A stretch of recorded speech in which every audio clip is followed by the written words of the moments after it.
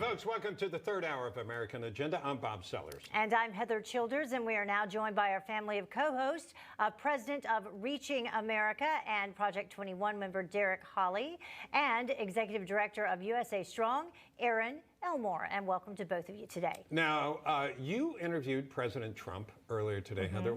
What did that feel like? Well, I mean, it was exciting to talk to him and give him an opportunity to talk with all of the Newsmax viewers and go through several issues that we all know have been on his mind because he's been sending out those press releases that he calls elegant to give his opinion on different things going on. But I thought it was specifically interesting the way we began the interview, Bob, and talking about the MLB boycott and whether or not we should boycott baseball. He finally came around and said, yeah, you know, maybe we should, because they're doing things that don't make a lot of sense to folks. Yeah, it was interesting. I don't know if we have that shot queued up, if we can show that, but it was among the more interesting things. He did kind of, like you said, come around to it. Right. Yeah, we could boycott baseball, but he felt, okay, let's listen into what he said. Frankly, if Republican conservatives ever got their act together, which they should, if we had some real leadership instead of Mitch McConnell and the group, if we had some real leadership, what you'd be doing is something much different. They'd be boycotting these companies, and those companies would be coming. That's what the liberals do. They boycott anybody that speaks out. They boycott them. They cancel them, and they boycott them. We have more people than they do. I feel like that's under the category, Derrick, of the tangled web we weave. I mean, when you start getting involved with politics and you're a corporation, you don't know where it's going to end up. Yeah, you're exactly right. And I like one of the guests you had on earlier said, you know, companies need to stay out of politics altogether. And so right now we have a lot of people right now who are just doing things because it's supposed to be the politically thing or the correct thing to do. And acting on things that they really have no business acting on, and things that really have no policy behind it. Right now we have a movement with individuals who, you know, right now it has to be, what is the word? You're woke. Yeah. It seems like a lot of these businesses right now are responding because they want to appear as though they're, quote, woke. Yeah, right and it's backfiring with a lot of people. Isn't that right, Aaron? Well, it's just the appearance of wokeness, as we know.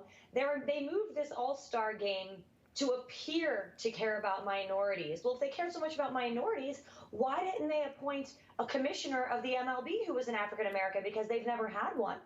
If they cared so much about minorities, why didn't they interview their minority players to get their opinion? They didn't do that. Instead, they moved it to a city in Colorado, which is over 90% white, from a city and a state that is over 51% minority. It is complete and utter virtue signaling with nothing to back it up. Also, I believe one of the MLB executives is a member of Augusta in Georgia. I think that's the golf club, right? Yeah, well, I think that's the commissioner, the MLB commissioner. Yeah, there's a little tournament going on down there this week. Yeah.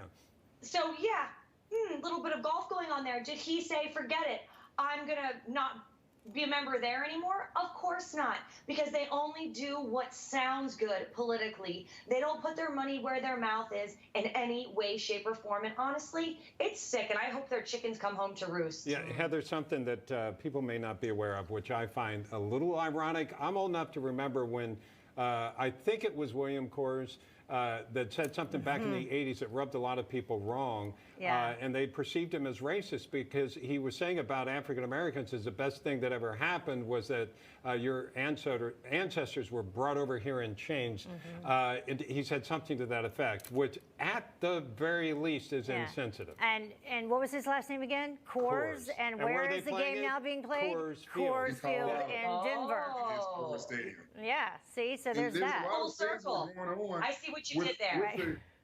With the All-Star game, you know, they were supposed to honor Hank Aaron and everything down in Atlanta this year. And so all that's gone out the window. You know, and I'm glad you bring that up because what a great leader and what a great representative of baseball he has been from beginning to end. And he went through so much as one of those that blazed the path for African Americans in the league.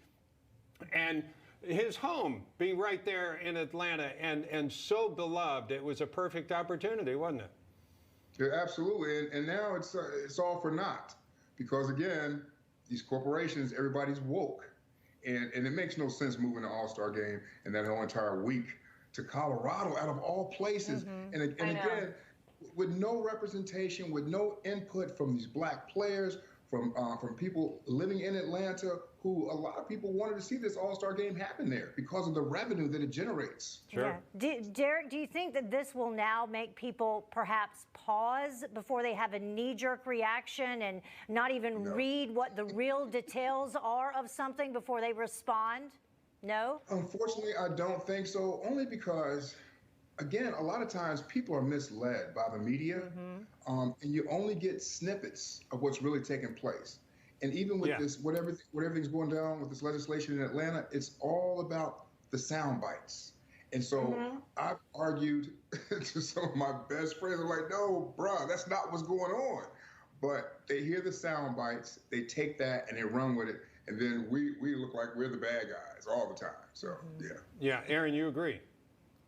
Oh, I mean, without a doubt. I was also going to say, I was just in Colorado. I was in both Denver and Aspen. And let me tell you, their mask restrictions are serious. If you're walking down the street, you need to basically wear a mask. So what that leads me to believe is their stadium is going to have further restrictions. Their concessions are going to be further restricted. This is really a move that it's a nose cutting your nose to spite your face. Spite your face. They're going to be right. They're going to be far more restricted in Colorado with all of their white faces in the stands. That's what this is going to look like. Yeah, it's unfortunate. One more thing I wanted to show. We have a little bit of time. The president, you talked to him about the border, Heather. Well, I think it's great that they reversed themselves, but a lot of damage was done because we were going to have that wall almost complete. It delayed 2.5 years because of lawsuits. The Democrats sued us in Congress, many suits, and we won all of the suits, and we started building it, and we were almost finished, and then they called it into it, and it's, just incredible. But if they agree that they're going to complete it, it's very little to complete. If they agree that they're going to complete it, that's a great thing. That's a very positive step. Yeah. So Derrick, just to talk to you about this in terms of the border, the president obviously saying, hey, that would be a good thing if they do it. The DHS secretary saying that they may go back and fill in these spots because there wasn't a lot of area that needed to be completed. That's one of the things that they can do. And then I know that some of the language that President Biden was using also harkens back to the stay in Mexico policy without calling it the stay in Mexico policy. So we had discussed earlier that a lot of the things that he did and put into place and reversed at the border, he's now putting back into place. And you have to. And you look at what's going on down there at the border right now, and even if you're not a fan of Donald Trump, and so I can just point to some of my family members, okay? Sure.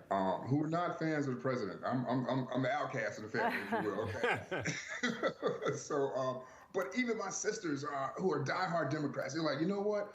They are against what's going on at the border right now. And it's for a lot of different reasons. It's for jobs. My sister is talking about how most of these kids are going to come in and allowed to be obtain a free education where she's paying $100,000 in student loans right now.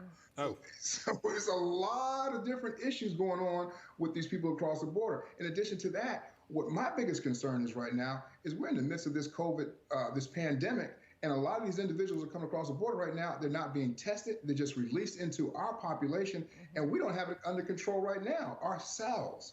So as we see these numbers continue to rise, that's very concerning. Yeah. Aaron, your comments on the border and the reversal, it would seem, at the border with the Biden administration, who still hasn't been down there, by the way, and I'm not quite sure where the vice president is because she was allegedly put in charge of it. Yeah, she's too busy laughing about the crisis instead. Of course, no one says anything about that. But as a mother of a child who's school-aged, knowing that the schools in my home state of Pennsylvania have not been in school for a year. For a year, that we had to go to private school, and that is a lot of our hard-earned money. Money doesn't grow on trees. We work for our money, yet these children are getting a free education in person. And that's fine that they're getting an education. I understand. This is good for these children. But the problem is the hypocrisy. The reason why they said our children can't get an education is it's not safe because of COVID. We need to keep our kids and our teachers safe. That is just a lie, and it's just hypocritical. Now I'm stuck paying more money for private school while they're just lying to us while these other children get an education, and I pay taxes. So it's disheartening. And I think why the president and vice president are having a change of heart is not because they care about the American people or even because they care about the migrants. They're seeing it in the polling numbers. Polling is showing them America is fed up with this open border policy. All right. We're going to take a break here, come back with more of American Agenda.